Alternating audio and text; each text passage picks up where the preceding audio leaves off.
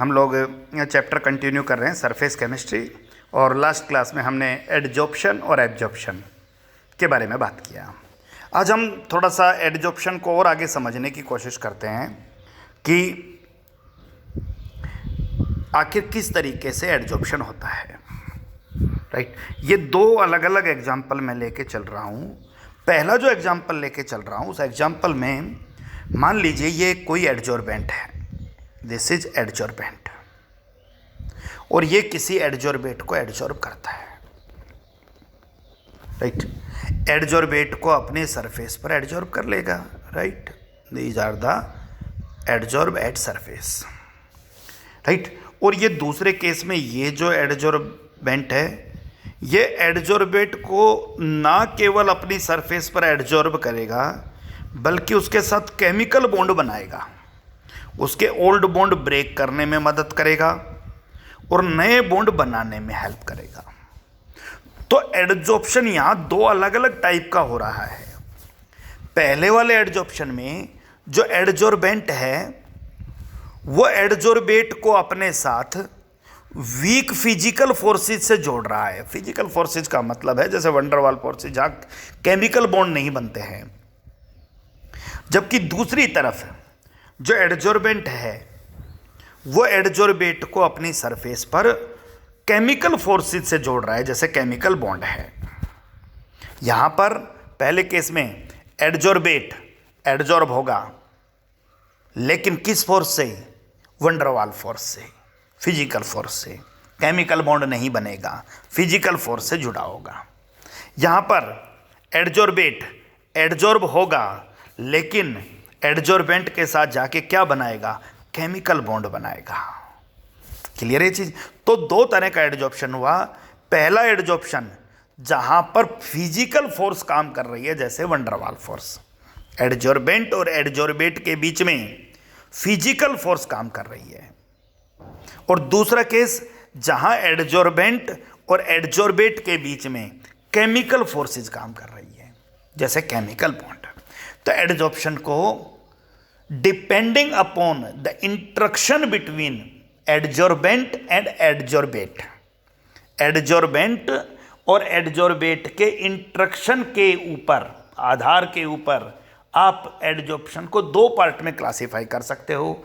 एक वो पार्ट जहां दोनों के बीच में वीक फिजिकल फोर्स था, उसे फिजिकल एडजॉर्प्शन कहेंगे। एक जहां दोनों के बीच में, एडजॉर्बेंट और एडजॉर्बेट के बीच में स्ट्रॉन्ग केमिकल फोर्स था, क्लियर हो गया, उसे केमिकल एडजॉर्प्शन कहेंगे। तो एडजॉर्प्शन दो तरह का, physical adsorption, chemical adsorption. Clear? तो how will you define physical adsorption? तो आपको जो फिजिकल एडजॉर्प्शन वो एडजॉर्प्शन है जहां एडजॉर्बेंट और एडजॉर्बेट के बीच में वीक फिजिकल फोर्सेज काम करती हैं, जैसे कि वंडरवाल फोर्स। और केमिकल एडजॉर्प्शन वो एडजॉर्प्शन है जहां पर एडजॉर्बेंट और एडजॉर्बेट के बीच में स्ट्रॉन्ग केमिकल फोर्सेज काम करती हैं। ओके, हम सबको एक बात पता है कि एडजॉर्प्शन का जो फिनोमिना है वो नेचर में एक्सोथर्मिक है। फिजिकल एडजॉर्प्शन जो है उसमें जो एडजॉर्बेट है वो वीक इंटरेक्शन के साथ जुड़ता है, क्योंकि वंडरवाल फोर्स से जुड़ रहा है। जबकि केमिकल एडजॉर्प्शन में जो एडजॉर्बेट है वो स्ट्रॉन्ग इंटरेक्शन के साथ जुड़ता है। अब स्ट्रॉन्ग इंटरेक्शन के साथ जुड़ता है तो भाई जो एंथैल्पी रिलीज होगी वो डेफिनेटली ज़्यादा होगी। तो केमिकल एडजॉर्प्शन जो है उसमें बहुत ज़्यादा अमाउंट में एंथैल्पी एनर्जी बाहर निकलती है। तो आप कह सकते हो भाई, और that is actually 80 to 240 kilojoule per mole. जबकि फिजिकल एडजॉर्प्शन में इंटरेक्शन वीक है दोनों के बीच में, तो एंथैल्पी कम रिलीज होगी, 20 to 40 किलो जूल पर मोल। सो कोई आपसे पूछ ले कि भाई फिजिकल और केमिकल एडजॉर्प्शन में कोई दो अंतर बताइए, तो आप कहोगे भाई फिजिकल एडजॉर्प्शन में एडजॉर्बेंट और एडजॉर्बेट के बीच में वीक फिजिकल फोर्स काम करती है, जैसे कि वंडरवाल फोर्स।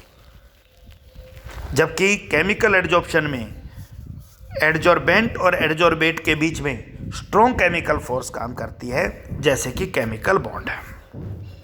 राइट, यहां पर फिजिकल एडजॉर्प्शन में क्योंकि दोनों के बीच में इंटरेक्शन वीक है, क्योंकि दोनों के बीच में इंटरेक्शन वीक है, इंटरेक्शन वीक है तो एंथैल्पी ऑफ एडजॉर्प्शन लो होगा 20 to 40 किलो जूल पर मोल। लेकिन केमिकल एडजॉर्प्शन में एडजॉर्बेंट और एडजॉर्बेट के बीच में एंथैल्पी ऑफ एडजॉर्प्शन स्ट्रॉन्ग है तो हाई एंथैल्पी ऑफ एडजॉर्प्शन होगा 80 to 240। तो हमारा ये जो टॉपिक है ये डिफरेंसेस के आधार पे ही कवर हो जाएगा। तो पॉइंट क्लियर करते जाइए आप लोग। 2 पॉइंट पे हमने बात कर लिया और समझने की कोशिश करिए। आप किसी भी कैटलिस्ट की सरफेस के ऊपर या किसी की सरफेस के ऊपर कोई गैसेस ले लीजिए जो रिएक्ट ना करें। नेचर में O2 मौजूद है, N2 मौजूद है, CO2 मौजूद है। ये सभी गैसेज लिटिल एक्सटेंट तक इस सरफेस पर एडजॉर्ब हो जाएंगी। O2 भी हो जाएगा, N2 भी हो जाएगा, CO2 भी हो जाएगा। और कौन सी फोर्स से हो जाएगा? वंडरवाल फोर्स से, क्योंकि केमिकल बॉन्ड नहीं बना रहा है ये। H2 होगा वो भी हो जाएगा। लेकिन दूसरी तरफ मान लीजिए एक सरफेस है आयरन ऑक्साइड की, आयरन ऑक्साइड, और सरफेस पर मौजूद है N2, O2, H2 और Cl2 और एक स्पेसिफिक रिएक्शन कंडीशन है, टेम्परेचर और प्रेशर। राइट। अब मामला आता है भाई, लिटिल एक्सटेंट तक तो सभी एडजॉर्ब हो जाएंगे लेकिन सभी केमिकल बॉन्ड नहीं बनाएंगे। केमिकल बॉन्ड वही बनाएगा जो इस कंडीशन पर एडजॉर्बेंट अलाउ करता है। और एडजॉर्बेंट अलाउ करता है, आप आगे जाके पढ़ोगे पी ब्लॉक में, इस कंडीशन पर नाइट्रोजन के साथ केमिकल बॉन्ड बना लेगा और हाइड्रोजन के साथ केमिकल बॉन्ड बना लेगा। इसका मतलब केमिकल एडजॉर्प्शन जो हो रहा है वो छटनी कर रहा है, हर किसी के साथ केमिकल बॉन्ड नहीं बना रहा। तो आप कह सकते हो भाई कि केमिकल एडजॉर्प्शन जो है ना वो नेचर में हाईली स्पेसिफिक होता है, यानी हर किसी के साथ बॉन्ड नहीं बनाता। स्पेसिफिक का मतलब जिसके साथ बनाना है उसी के साथ बॉन्ड बनाएगा, जबकि फिजिकल एडजॉर्प्शन स्पेसिफिक नहीं होता।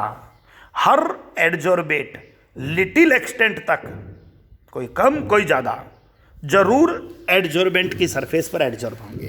कोई कम होगा कोई ज़्यादा होगा, क्योंकि केमिकल बॉन्ड नहीं बनाना है, सिर्फ सरफेस पर जाकर वीक वंडरवाल फोर्स से जुड़ना है। और आप सबने 11th में भी पढ़ा है भाई कि दो बॉडीज़ के बीच में अगर कोई भी फोर्स काम नहीं कर रही है ना तो भी उनके बीच में वंडरवाल फोर्स जरूर काम करेगा। क्लियर हो गया? तो यहाँ पर एडजॉर्बेट जो भी हैं, एडजॉर्बेट वो एडजॉर्बेंट की सरफेस पर लिटिल एक्सटेंट तक जरूर एडजॉर्ब होंगे। इसका मतलब कि फिजिकल एडजॉर्प्शन में सराउंडिंग में मौजूद जितनी भी चीज़ें हैं जो एडजॉर्ब होने की टेंडेंसी रखती है वो लिटिल एक्सटेंट तक जरूर एडजॉर्ब होंगी। लेकिन केमिकल एडजॉर्प्शन में आप देखिए, फिर से वही एग्जांपल लेके चलिए कि हम लोग एडजॉर्प्शन कराना चाह रहे थे और ये मान लीजिए हमने एक सरफेस ले लिया, राइट, और हमने ले लिया नाइट्रोजन, ऑक्सीजन, हाइड्रोजन, क्लोरीन और कोई रिएक्शन कंडीशन नहीं दी, केमिकल बॉन्ड अलाउ नहीं करे, सभी लिटिल एक्सटेंट तक एडजॉर्ब हो जाएंगे। आगे बात करिए, फिजिकल एडजॉर्प्शन है, वंडरवाल फोर्स से सभी जुड़ेंगे। ओके, अगले केस में फिर से यही ले लीजिए, N2 ले लीजिए, O2 ले लीजिए, H2 ले लीजिए, Cl2 ले लीजिए, सभी एडजॉर्ब होंगे। क्लियर है? वंडरवाल फोर्स से सभी जुड़ेंगे। लेकिन रिएक्शन कंडीशन जो अलाउ करती है वो करती है कि रिएक्शन कंडीशन में H2 और N2 मान लीजिए केमिकल बॉन्ड बनाएंगे। इसका मतलब ये हुआ इसने छांट लिया है, रिएक्शन कंडीशन के आधार पर एडजॉर्बेंट ने तय कर लिया कि किसके साथ केमिकल बॉन्ड बनाना है। तो क्लियर हुआ, फिजिकल एडजॉर्प्शन नेचर में स्पेसिफिक नहीं होता, सराउंडिंग में मौजूद सभी गैसेज को लिटिल एक्सटेंट तक एडजॉर्ब कर लेता है बाय वीक वंडरवाल फोर्स। लेकिन केमिकल एडजॉर्प्शन नेचर में हाईली स्पेसिफिक है, केवल उन्हीं के साथ केमिकल बॉन्ड बनाएगा जिनको रिएक्शन कंडीशन और उसका सरफेस अलाउड करता है, हर किसी के साथ केमिकल बॉन्ड नहीं बनाएगा। तो आप एक बात समझ लीजिए, एडजॉर्प्शन तो सबका हो जाएगा लेकिन केमिकल एडजॉर्प्शन सबका नहीं होगा। केमिकल एडजॉर्प्शन किस किस का हुआ? नाइट्रोजन का हुआ और हाइड्रोजन का हुआ। और फिजिकल किसका हुआ? फिजिकल सबका हो गया। तो फिजिकल तो स्पेसिफिक नहीं है, छटनी नहीं कर रहा। स्पेसिफिक कौन सा हुआ? केमिकल एडजॉर्प्शन नेचर में क्या है? Specific. That is the another point. और समझने की कोशिश करते हैं कि मान लीजिए आपका ये सरफेस है, क्लियर हो गया, और इस सरफेस के ऊपर हमने बहुत सारी गैसेस रखी, नाइट्रोजन रखी, हाइड्रोजन रखी, O2 रखी, Cl2 रखी या CO2 रखी, और रिएक्शन कंडीशन रखी। इस तरह की रखी कि नाइट्रोजन और हाइड्रोजन ने इस सरफेस पर जाकर केमिकल बॉन्ड बना लिया, और ऑक्सीजन और CO2 केवल वंडरवाल फोर्स से जुड़े। समझना ध्यान से, हमने एक ऐसा एग्जाम्पल ले लिया जहां फिजिकल भी हो रहा है और केमिकल भी हो रहा है, राइट। अब नाइट्रोजन और हाइड्रोजन के बॉन्ड टूटेंगे और नए बॉन्ड बनेंगे, और नए बॉन्ड की फॉर्मेशन में NH3 फॉर्म होगा। तो फिजिकल एडजॉर्प्शन को अगर आप रिवर्स करना चाहो by increasing temperature, by providing any condition, तो ये वो चीजें दोबारा से रिलीज नहीं कर सकता, क्योंकि एडजॉर्ब जो नाइट्रोजन हाइड्रोजन किया था उसने तो केमिकल बॉन्ड बना लिया था, उसके बॉन्ड तो टूट गए थे, उसके एटम्स ने नए बॉन्ड बना लिए। तो डेफिनेटली आपका केमिकल एडजॉर्प्शन जो है वो नेचर में रिवर्सेबल नहीं होता, क्योंकि एडजॉर्ब करने वाला जो भी केमिकल एडजॉर्ब हुआ है जो सब्सटेंस, वो थोड़ी देर बाद अपनी आइडेंटिटी को लॉस कर देगा। उसके बाद वो सॉल्यूशन के अंदर उस अमाउंट में मौजूद नहीं रहेगा, उस नेचर में मौजूद नहीं रहेगा, क्योंकि नाइट्रोजन हाइड्रोजन एडजॉर्ब हुए, ओल्ड बॉन्ड ब्रेक हुए, नए बॉन्ड फॉर्म हुए, तो रिवर्स कैसे होगा फिर? केमिकल एडजॉर्प्शन देखिए, फिजिकल एडजॉर्प्शन, O2 और CO2 एडजॉर्ब हुए, रिलीज होंगे तो भी कौन रिलीज होगा? O2 और CO2। सो फिजिकल एडजॉर्प्शन, जो वीक फिजिकल फोर्सेस से जुड़े थे, वो जो एडजॉर्ब हुए हैं वही रिलीज हो जाएंगे। सो फिजिकल एडजॉर्प्शन नेचर में रिवर्सेबल है, केमिकल एडजॉर्प्शन नेचर में रिवर्सेबल नहीं है। फिर से समझ लीजिए भाई, ये एक सरफेस, और सरफेस पर मान लीजिए N2 ले लिया, H2 ले लिया, O2 ले लिया, CO2 ले लिया, Cl2 ले लिया। इसने केमिकल बॉन्ड बना लिया, इसने केमिकल बना लिया, इसने नहीं बनाया, इसने नहीं बनाया, इसने नहीं बनाया, तो डेफिनेटली ये तीनों फिजिकल एडजॉर्प्शन शो कर रहे हैं और ये दोनों केमिकल एडजॉर्प्शन शो कर रहे हैं। अब ये तीनों फिजिकल फोर्स से जुड़े हैं, तो इन तीनों को रिलीज भी किया जा सकता है, डिसऑप्शन भी हो सकता है, जो चीज़ें एडजॉर्ब हुई वही बाहर निकलेगा।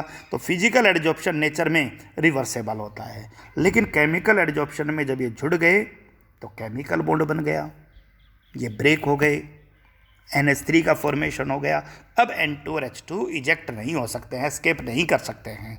तो क्लियर है, फिजिकल एडजॉर्प्शन रिवर्सेबल है। जो एडजॉर्ब हुआ वही, उसने अपनी आइडेंटिटी लॉस नहीं की, तो वो जब रिएक्शन कंडीशन प्रोवाइड कराई जाएंगी तो वो फिर बाहर भी निकल जाएगा। लेकिन केमिकल एडजॉर्प्शन में जो एडजॉर्बेट है वो अपनी आइडेंटिटी को लॉस कर रहा है, वो रिएक्शन के दौरान यूज हो रहा है, केमिकल बॉन्ड बना रहा है, तो वो रिवर्स नहीं हो सकता है। तो क्लियर हो गया। सो अभी हमने जो बात की, दोबारा से बात करते हैं, what are the difference between physical and chemical adsorption.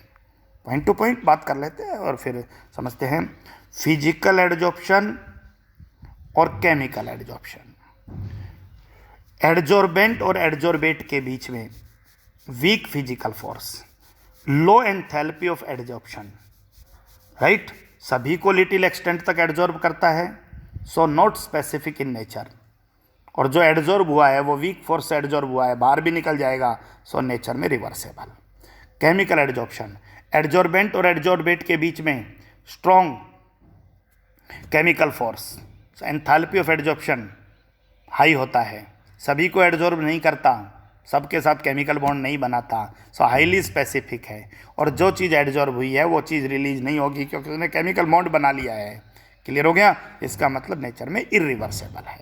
So physical adsorption, adsorbent और एडजॉर्बेट के बीच में weak physical force, chemical adsorption, adsorbent और एडजॉर्बेट के बीच में strong chemical force. Physical adsorption में एंथैल्पी ऑफ एडजॉर्प्शन लो होता है, केमिकल एडजॉर्प्शन में एंथैल्पी ऑफ एडजॉर्प्शन हाई होता है। फिजिकल एडजॉर्प्शन रिवर्सेबल होता है, रिवर्स हो जाता है, केमिकल एडजॉर्प्शन रिवर्स नहीं होता है, फिजिकल एडजॉर्प्शन स्पेसिफिक नहीं होता और केमिकल एडजॉर्प्शन नेचर में स्पेसिफिक होता है। और समझिए इसको,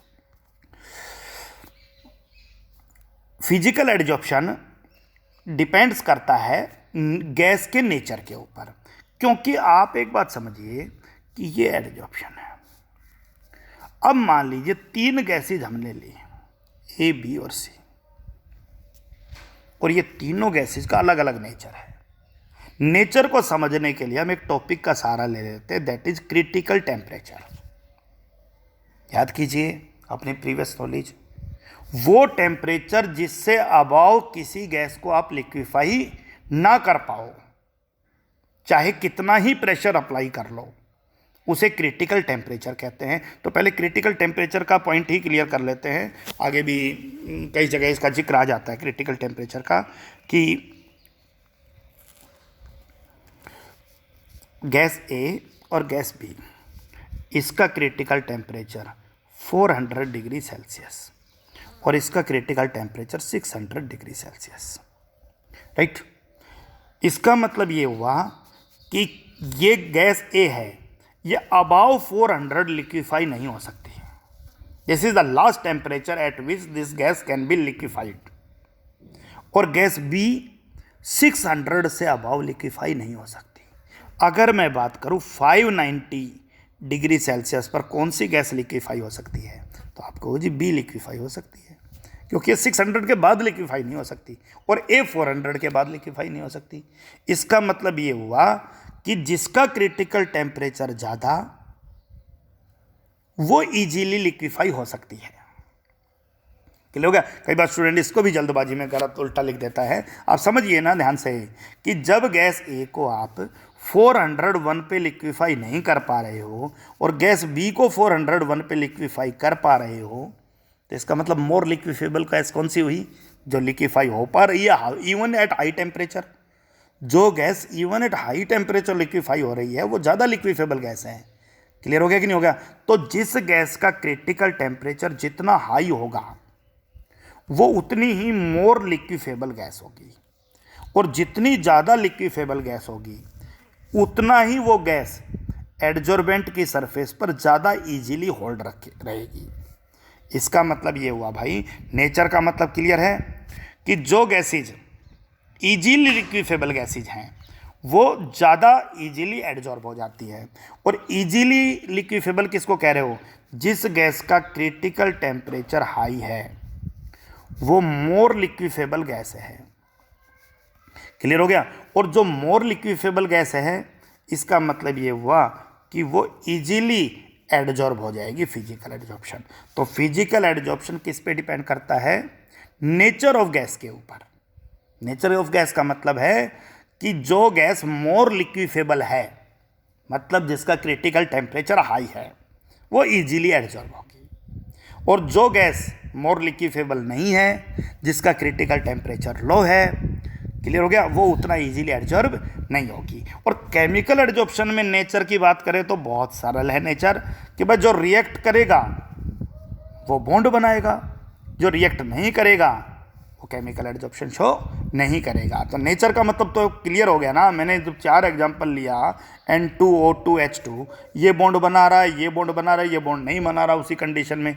इसका मतलब क्या हुआ कि डिपेंड करता है नेचर के ऊपर कि गैस रिएक्ट करेगी या नहीं करेगी। बार बार गैस क्यों लेके आ रहा हूँ? क्योंकि आपके सिलेबस में पूरा टॉपिक गैस ऑन सॉलिड ही चल रहा है, ध्यान रखना। Gas adsorbate, solid adsorbent. Clear है? Next point. सो आपको पता होना चाहिए, ये एक पॉइंट है, फिर से रिपीट कर लीजिए, फिजिकल एडजॉर्प्शन और केमिकल एडजॉर्प्शन। क्लियर है? और ये देखिए आप, physical adsorption first point, it arises because of van der Waals force, it is arises due to chemical bond. Specific नहीं होता फिजिकल एडजॉर्प्शन, हर चीज़ों को लिटिल एक्सटेंट तक एडजॉर्ब कर लेता है। रिवर्सेबल होता है, थर्ड पॉइंट कह रहा है। रिवर्सेबल का मतलब है कि जो चीज़ एडजॉर्ब हुई है वो बाहर चली जाएगी। Depend on the nature of gas, बिल्कुल ठीक है। ज़्यादा क्रिटिकल टेम्परेचर होगा तो ज़्यादा लिक्विफेबल गैस होगी तो ईजिली एडजॉर्ब होगी, और क्योंकि एडजॉर्बेंट और एडजॉर्बेट के बीच में इंट्रैक्शन कम है तो लेस एंथैल्पी ऑफ एडजॉर्प्शन होती है। केमिकल एडजॉर्प्शन पे बात करें तो एडजॉर्बेंट और एडजॉर्बेट के बीच में केमिकल फोर्सेज होती है, नेचर में हाईली स्पेसिफिक है। जिसके साथ केमिकल बॉन्ड बना सकता है उसे ही केमिकल एडजॉर्ब करेगा, केमिकल एडजॉर्प्शन उसी के साथ करेगा। नेचर में इरिवर्सेबल है, क्योंकि जो चीज़ एडजॉर्ब हुई है वो अपनी आइडेंटिटी लॉस कर देती है थोड़ी देर के बाद। It also depends on the nature of gas. Yes definitely, जो रिएक्ट करेगा वो एडजॉर्ब होगा, जो रिएक्ट नहीं करेगा वो एडजॉर्ब नहीं होगा। और एंथैल्पी ऑफ एडजॉर्प्शन हाई है क्योंकि इंट्रैक्शन स्ट्रांग है। आगे देखिए, टेम्परेचर का क्या इफेक्ट है। फिजिकल एडजॉर्प्शन, क्योंकि सबको पता है, हमने लास्ट कल भी बात कर रहे थे कि टेम्परेचर जब बढ़ाते हैं ना तो मॉलिक्यूल्स की काइनेटिक एनर्जी इंक्रीज होती है। आप एक बात को ध्यान से समझिए, अगर कोई प्रोसेस एक्सोथर्मिक है नेचर के अंदर और आप टेम्परेचर इंक्रीज कर रहे हो, तो ली चैटलियर प्रिंसिपल ये कहता है कि टेम्परेचर का इंक्रीज होना एंडोथर्मिक को फेवर करता है, एक्सोथर्मिक को अपोज करता है। Increase the temperature favours endothermic. और क्योंकि ए की सरफेस पर बी एडजॉर्ब हुआ और प्रोसेस आपका एक्सोथर्मिक है, इसका मतलब टेम्परेचर बढ़ना तो ए की सरफेस और बी के एडजॉर्ब होने को अपोज कर रहा है। इसका मतलब ये हुआ कि जब टेम्परेचर बढ़ता है तो फिजिकल एडजॉर्प्शन घटता है। ध्यान रखिएगा कि जब भी टेम्परेचर इंक्रीज होगा फिजिकल एडजॉर्प्शन डिक्रीज होगा। This is the temperature, this is the amount of adsorption. जैसे जैसे टेम्परेचर बढ़ेगा वैसे वैसे एडजॉर्प्शन घटेगा। This is the physical adsorption. लेकिन केमिकल एडजॉर्प्शन में क्या होता है, although the process is still exothermic but you quite surprise that increase the temperature increase the adsorption. Temperature का इंक्रीज होना एडजॉर्प्शन को इंक्रीज करता है, राइट। और वो एक अलग बात है कि एक सूटेबल पॉइंट के बाद जाकर वो डिक्रीज होना शुरू होता है। लेकिन क्योंकि जब तक केमिकल एडजॉर्प्शन है तब तक वो इंक्रीज होता है, जब वो डिक्रीज होता है तो फिर से वो फिजिकल एडजॉर्प्शन होता है। उसके बारे में तो हम पहले भी बात कर चुके हैं। होता क्या है भाई कि मान लीजिए एक सरफेस है, फिर से मैंने एग्जाम्पल ले लिया iron oxide. Iron oxide catalyst है जिसकी सरफेस पर नाइट्रोजन और हाइड्रोजन मिलकर अमोनिया बनाते हैं। अब मामला आ गया भाई कि जब आपने टेम्परेचर इंक्रीज किया तो उस टेम्परेचर का इस्तेमाल N2 के जो बॉन्ड हैं उनको तोड़ने में हुआ। नाइट्रोजन और नाइट्रोजन के बीच में जो बॉन्ड हैं उनको तोड़ने में हुआ। हाइड्रोजन और हाइड्रोजन के बीच में जो बॉन्ड हैं उनको तोड़ने में इस्तेमाल हुआ। जितनी जल्दी ये बॉन्ड टूटेंगे उतनी ही जल्दी नाइट्रोजन एडजॉर्बेंट के साथ बॉन्ड बनाएगा केमिकली। इसका मतलब ये हुआ कि जो आप टेम्परेचर बढ़ा रहे हो वो टेम्परेचर फेवर कर रहा है किसको, ओल्ड बॉन्ड को ब्रेक्स करने में, यानी एडजॉर्प्शन को फेवर कर रहा है। तो फिर पॉइंट क्लियर है कि टेम्परेचर बढ़ने पर फिजिकल एडजॉर्प्शन टेम्परेचर बढ़ने पर घटेगा और केमिकल एडजॉर्प्शन टेम्परेचर बढ़ने पर बढ़ेगा। क्यों घटा बोलो, क्योंकि still the process is exothermic. और ली चैटलियर प्रिंसिपल कहता है कि टेम्परेचर का बढ़ना एंडो को फेवर करता है, एक्सो को अपोज करता है। क्लियर हो गया। दूसरी तरफ आप ये बताइए कि यहाँ पर क्या हुआ कि इनिशियली जो हीट दी गई टेम्परेचर बढ़ाकर, उस हीट ने ओल्ड बॉन्ड को ब्रेक करने में हेल्प किया। और उसको और अच्छे शब्दों में यहाँ लिखा गया है केमिस्ट्री की भाषा में, इस जो एक्सटर्नल हीट है उसे हम एक्टिवेशन एनर्जी कहते हैं। आप समझिए एक्टिवेशन एनर्जी क्या होती है। ये एक सरफेस है और ये एक मान लीजिए नाइट्रोजन है। ये दोनों आपस में बॉन्ड नहीं बना रहे हैं।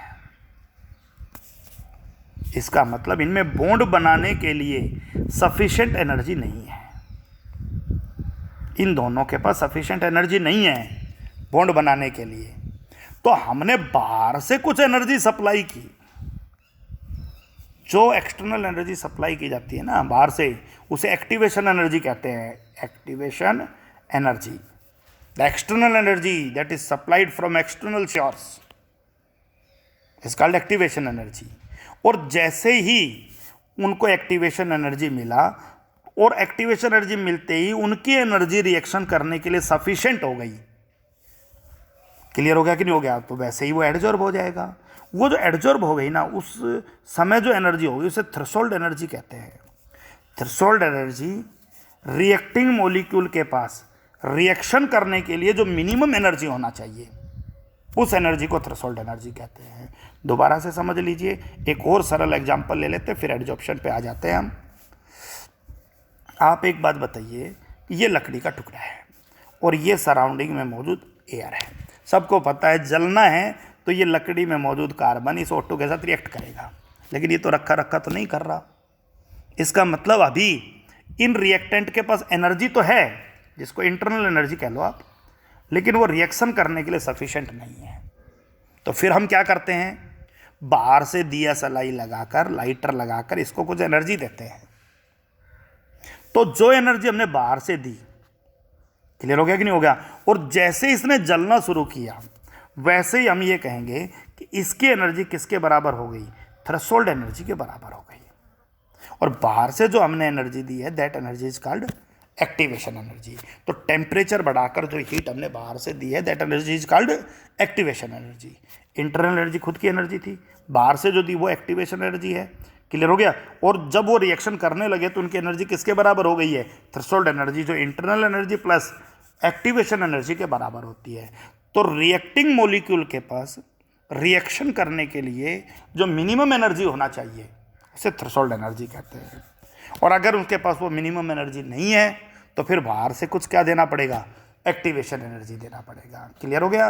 रिएक्टिंग मॉलिक्यूल्स की एनर्जी अगर थ्रेशोल्ड एनर्जी से कम है तो वो रिएक्ट नहीं करेंगे, तो हमें बाहर से कुछ एनर्जी देनी पड़ेगी। तो जो एनर्जी हम बाहर से देंगे वो क्या होगा? Activation energy. तो एक्टिवेशन एनर्जी बाहर से बहुत बार देनी पड़ती है ताकि पुराने बॉन्ड टूटे, नए बॉन्ड बने, उनके लिए जो जो सफिशिएंट एनर्जी चाहिए। तो केमिकल एडजॉर्प्शन जो है, ये कह रहा है कि sometimes high activation energy is needed, क्योंकि केमिकली रिएक्ट करना है भाई, सफिशिएंट नहीं होता है उनके पास एनर्जी। जबकि फिजिकल एडजॉर्प्शन में वीक फोर्सेस से जुड़ना है, no appreciable activation energy is needed. Clear है point? So that is another point. One more, adsorption surface पर होता है, चाहे फिजिकल और चाहे केमिकल। जितना सरफेस ज़्यादा उतना ही फिजिकल एडजॉर्प्शन भी ज़्यादा और केमिकल एडजॉर्प्शन भी ज़्यादा, no problem. Clear? And the last point of discussion about physical and chemical adsorption is that when physical adsorption takes place, let us suppose these are 2 or 3 gases A, B, C. जो 2-3 gases, मान लीजिए A gas less adsorb हो रहा है, B ज़्यादा adsorb हो रहा है, अलग अलग एडजॉर्ब हो रहे हैं, तो ये सरफेस पर अलग अलग थोड़ा सा जगह पर मिलेंगे। A कहीं लेयर बनाएगा, B कहीं लेयर बनाएगा, अलग अलग पॉइंट पे अपना लेयर बनाएंगे। तो फिजिकल एडजॉर्प्शन में, क्योंकि सबका एडजॉर्प्शन सेम नहीं होना है, फिजिकल फोर्स से जुड़ रहे हैं, कोई कम फिजिकल फोर्स शो कर रहा है, कोई ज़्यादा फिजिकल फोर्स शो कर रहा है, सबका अपना अपना नेचर है। क्लियर हो गया? तो यहाँ पर जो लेयर बनेगी वो अलग अलग लेयर बनेगी। तो इसे हम कहते हैं भाई, और मान के चलिए आप लोग जैसे कि जो गैस सबसे ज़्यादा एडजॉर्ब होनी है ना, वो सबसे पहले एडजॉर्ब हो जाएगी। हाईली एडजॉर्ब गैस सबसे ऊपर, वो एडजॉर्ब हो गई। बाकी जो गैस एडजॉर्ब नहीं हुई थी, आपने प्रेशर अप्लाई किया, वो मान लीजिए यहां तक पहुंच गई। क्लियर हो गया? इसका मतलब ये हुआ कि प्रेशर बढ़ाने पर अलग अलग लेयर बन गई, मल्टीमोलिकुलर। बोलो क्लियर हो गया कि नहीं हो गया? ऐसा फिजिकल एडजॉर्प्शन में होता है। और केमिकल एडजॉर्प्शन में तो भाई केमिकल बॉन्ड बनते ही सरफेस पर है। ये सरफेस है, सरफेस कवर, तो फिर भाई सरफेस ही कवर है, तो जो कुछ है वो सरफेस पर ही है, जो भी लेयर है वो सरफेस पर ही है। इसका मतलब ये हुआ कि यहाँ पर जो लेयर बनती है केमिकल एडजॉर्प्शन में, ये यूनिमोलिकुलर लेयर है। क्लियर हो गया? लेकिन फिजिकल एडजॉर्प्शन में क्या हुआ? 2 कंपोनेंट थे, एक ए था एक बी था। ए मान लीजिए ज़्यादा एडजॉर्ब हो रहा है, बी कम एडजॉर्ब हो रहा है, प्रेशर बढ़ाओ तो बी थोड़ा आगे तक भी चला जाएगा, तो अलग अलग लेयर बन जाएगी। ए की अलग लेयर बन जाएगी, बी की अलग लेयर बन जाएगी, यानी हाई प्रेशर अप्लाई करते ही। क्लियर हो गया? जबकि यहाँ पर यूनिमोलिकुलर लेयर बनेगा। So let's read the points which are clearly written in physical adsorption. Weak van der Waals force between adsorbent and adsorbate, nature में स्पेसिफिक नहीं होते, लिटिल एक्सटेंट तक सभी चीज़ों को एडजॉर्ब कर लेते हैं, रिवर्सेबल नहीं होते, जो एडजॉर्ब हुआ है वो बाहर भी चला जाएगा, नेचर पे डिपेंड करता है बिल्कुल, जिसका क्रिटिकल टेम्परेचर ज़्यादा होगा वो ज़्यादा लिक्विफेबल गैस होगी, ज़्यादा इजीली एडजॉर्ब होगी। एंथैल्पी ऑफ एडजॉर्प्शन लो होता है क्योंकि एडजॉर्बेंट और एडजॉर्बेट के बीच में वीक फिजिकल फोर्स काम करता है। लो टेम्परेचर फेवरेबल है, टेम्परेचर बढ़ाओगे, क्लियर हो गया कि नहीं हो गया, तो ये डिक्रीज होता जाएगा क्योंकि गैस का सॉलिड के सरफेस पर एडजॉर्ब होना एक एक्जोथर्मिक प्रोसेस है। ठीक है, एक्टिवेशन एनर्जी की ज़रूरत नहीं होती, ये ज़रूरत ही वहाँ होती है जहाँ पर केमिकल बॉन्ड बनाने होते हैं। ठीक है, सरफेस एरिया बढ़ेगा तो फिजिकल एडजॉर्प्शन बढ़ेगा, और ये मल्टी मोलिकुलर लेयर बनाता है अंडर हाई प्रेशर। तभी तो मैं कह रहा था कि प्रेशर बढ़ाओगे, ए तो लो प्रेशर पर ही एडजॉर्ब हो गया था, बी एडजॉर्ब नहीं हो रहा था, तो प्रेशर बढ़ाने के बाद वो आगे तक मूव कर गया। Multi molecular layer. Chemical adsorption में एडजॉर्बेंट और एडजॉर्बेट के बीच में chemical forces, chemical bond highly specific है, सभी को एडजॉर्ब केमिकल एडजॉर्प्शन द्वारा एडजॉर्ब नहीं करता है, यानी स्पेसिफिक चीज़ों के साथ ही केमिकल बॉन्ड बनाता है। इरिवर्सेबल है, जो एडजॉर्ब हुई है वो चीज़ें दोबारा से रिलीज नहीं होंगी। नेचर ऑफ गैस पे डिपेंड करता है, जो रिएक्ट करेंगी वही केमिकल एडजॉर्प्शन शो करेंगी, जो रिएक्ट ही नहीं करेगा तो केमिकल एडजॉर्प्शन शो नहीं करेगा। इंट्रैक्शन एडजॉर्बेट और एडजॉर्बेट के बीच में बहुत ज़्यादा है, तो एंथैल्पी ऑफ एडजॉर्प्शन बहुत हाई होगा। हाई टेम्परेचर फेवरेबल कंडीशन है, हाई एक्टिवेशन एनर्जी की ज़रूरत है क्योंकि टेम्परेचर बढ़ाने पर मॉलिक्यूल इजीली अपनी एक्टिवेशन एनर्जी को अटेन कर लेते हैं, एंड सरफेस एरिया बढ़ेगा तो केमिकल एडजॉर्प्शन भी बढ़ेगा, और ये लेयर यूनिमोलिकुलर बनाता है। तो that is very simple topic, how physical and chemical adsorptions are differ from each other. कल की क्लास में हम लोग एडजॉर्प्शन के ऊपर टेम्परेचर और प्रेशर दोनों के इफेक्ट पढ़ेंगे।